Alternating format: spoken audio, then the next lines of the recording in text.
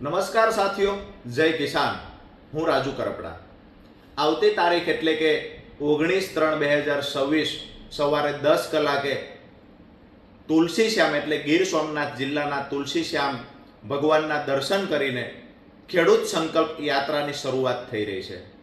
દોસ્તો, ગુજરાતના ઇતિહાસમાં છેલ્લા 40 વર્ષથી બિન રાજકીય રીતે ખેડૂતોના ઉદ્ધાર માટે, ખેડૂતોનું ભલું કરવા માટે બિન રાજકીય રીતે છેલ્લા 40 વર્ષમાં ક્યારેય ન જોઈ હોય એવડી મોટી આ ખેડૂત યાત્રા સૌરાષ્ટ્રના દરેક જિલ્લાઓમાંથી પસાર થઈ રહી છે.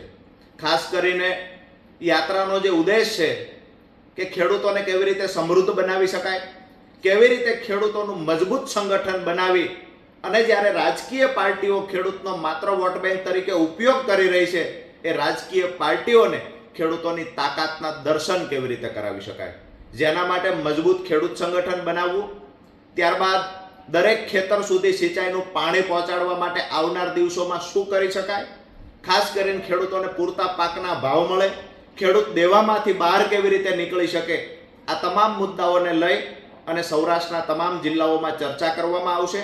મજબૂત ખેડૂત સંગઠન બનાવવાના આશયથી તમામ તાલુકા, જિલ્લા અને તમામ વિધાનસભાઓની અંદર ખેડૂતોની એક સમિતિ બનાવવામાં આવશે.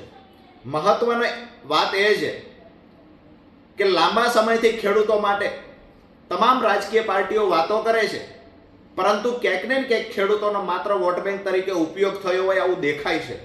તો મજબૂત સંગઠન બનાવી અને ખેડૂતોના યોગ્ય મુદ્દાના યોગ્ય નિરાકરણ માટે આગામી દિવસોમાં લડત લડશું. એના જ માટે દરેક તાલુકા અને ગામડા સુધી સંગઠનનો વ્યાપ વધારીશું.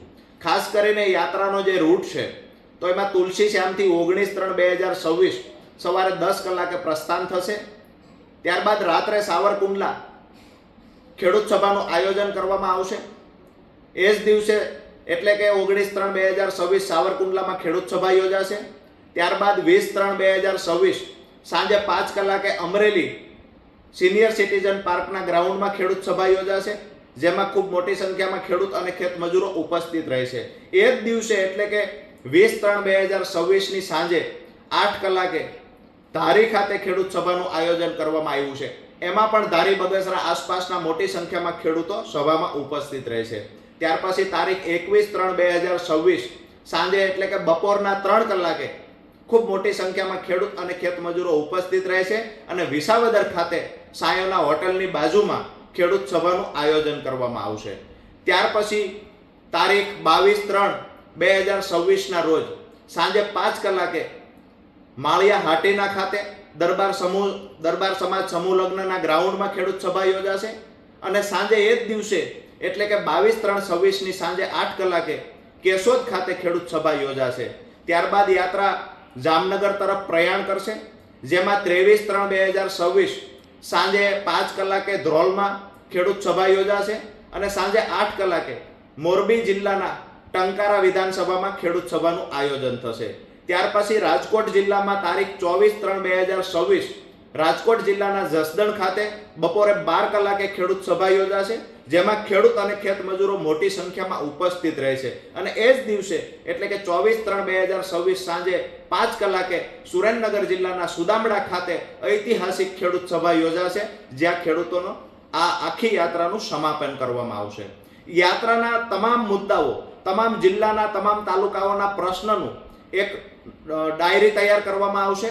તમામ પ્રશ્નના સોલ્યુશન માટે આગામી દિવસોમાં દરેક જિલ્લા મથકે તો રજૂઆત થશે. જો ખેડૂતો સાથે મળી અને આયોજન થશે તો આવનાર દિવસોમાં સરકારમાં પણ રજૂઆત કરવામાં આવશે. મહત્વની વાત એ છે કે તમામ વિસ્તારના પ્રશ્નોના નિરાકરણ માટે મજબૂત ખેડૂત સંગઠન બનાવવાના આશયથી આ યાત્રા પસાર થઈ રહી છે. આ યાત્રા તમામ તાલુકા, જિલ્લાઓમાંથી નીકળી રહી છે. ત્યારે તમામ પત્રકાર મિત્રોને, ખાસ કરી સામાજિક ધાર્મિક આગેવાનોને અને જ્યારે બિન રાજકીય લડત છે, બિન રાજકીય આખો કાર્યક્રમ છે, ત્યારે ખેડૂતોને પ્રેમ કરનારા તમામ રાજકીય પાર્ટીના લોકોને પણ કહીએ છીએ કે યાત્રાને સફળ બનાવવા માટે ક્યાંક ને ક્યાંક જે કાંઈ મદદ થઈ શકતી હોય એ ખેડૂતો મોટી સંખ્યામાં ઉપસ્થિત રહે અને યાત્રાને સફળ બનાવવા માટે ક્યાંક ને ક્યાંક અમારો ઉત્સાહ વધારવા માટે થઈ અને આપ સૌ આગળ આવો. જય જવાન, જય કિસાન.